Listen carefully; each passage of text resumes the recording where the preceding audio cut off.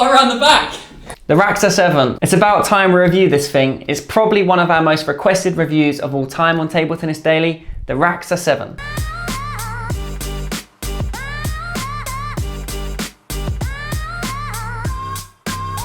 What's going on, guys? It's Dan here from Table Tennis Daily, and today we have the Rakza 7 review. Now, this is one of the most talked about rubbers on the forums on Table Tennis Daily. A lot of players talking about, the great price performance ratio. So yeah, it's time to see if it lives up to its hype. Let's get into it. So guys, one thing we noticed early on, and that was really apparent with the Rakza 7, was that we wasn't producing tons of spin, but what we were getting was huge amounts of control, and that was very noticeable in our topspin shots. And with this control, it's just amazing in the blocking department. You can see here, Tom's putting a lot of pressure on the ball, and I'm able to soak up his shots really well. I mean, Tom is putting a lot of power, and I can just put the bat there and really feel the ball. It's very consistent.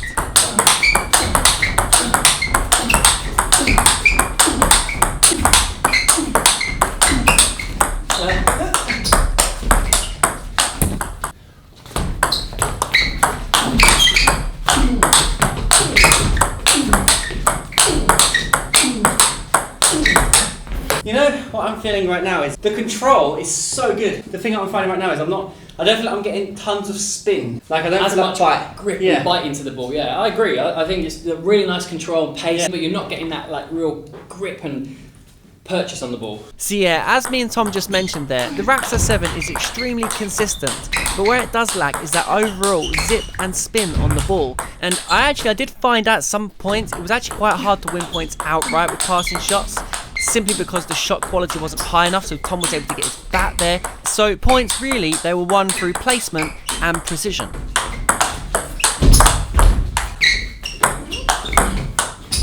oh! I tell you where we really benefited from this rubber was on the backhand side. Felt very comfortable and consistent, and for punch type shots was fantastic. Felt very safe and very effective. Really easy just to punch straight through the ball with this rubber.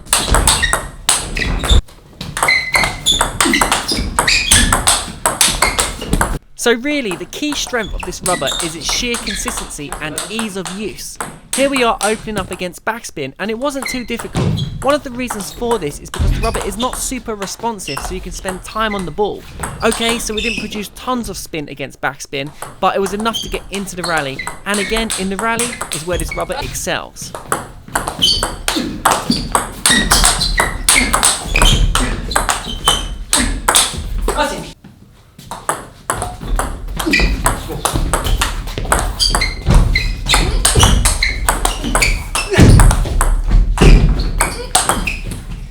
In the serve and receive game, Rakza 7 is very easy to use. You get great control around the net. However, the ball doesn't massively bite onto the top sheet, so you won't produce as much spin as a rubber that has more grip.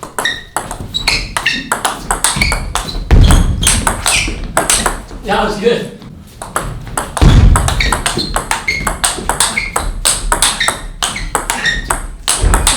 Now, finally, I have to say, when playing away from the table, I had great fun using the Rakza 7, and this was definitely my favourite attribute of the rubber. The fantastic control, combined with the slightly reduced speed, meant I was able to play full shots whilst going really hard into the ball, and it would just keep going onto the table. So overall, guys, the Rakza 7, a super consistent attacking rubber, and now I understand why it's just so damn popular. For me, I found really interesting throughout playing with this rubber.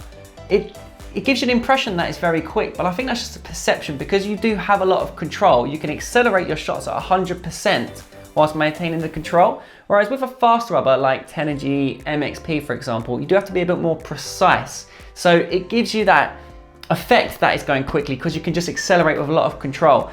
As I've mentioned throughout though, you don't get the sort of purchase on the ball that you get with these higher end rubbers. But with this rubber, what it does give you is all-round control, and that is its key feature. So guys, let's see how the Rakza 7 stacks up to the TTD ratings against other rubbers.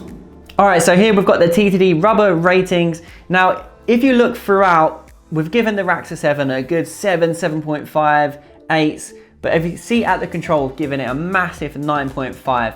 For me, it's really got a nice balance between the the control and the spin and the speed. If it had a bit more speed and spin, that would be even better. But as I said, throughout, for me, this is a real intermediate rubber. Players that find advanced rubbers like the Tenergy and MXP a bit too quick, too difficult to control, the Rakza 7 is a very good starting block. So as you can see on the stats, the lowest rating really is the spin.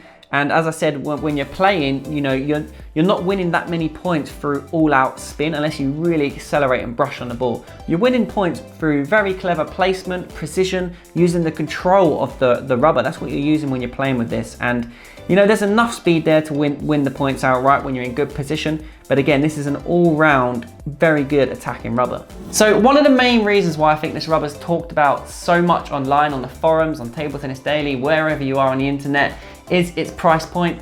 You can pick it up between 38 and 42 euros.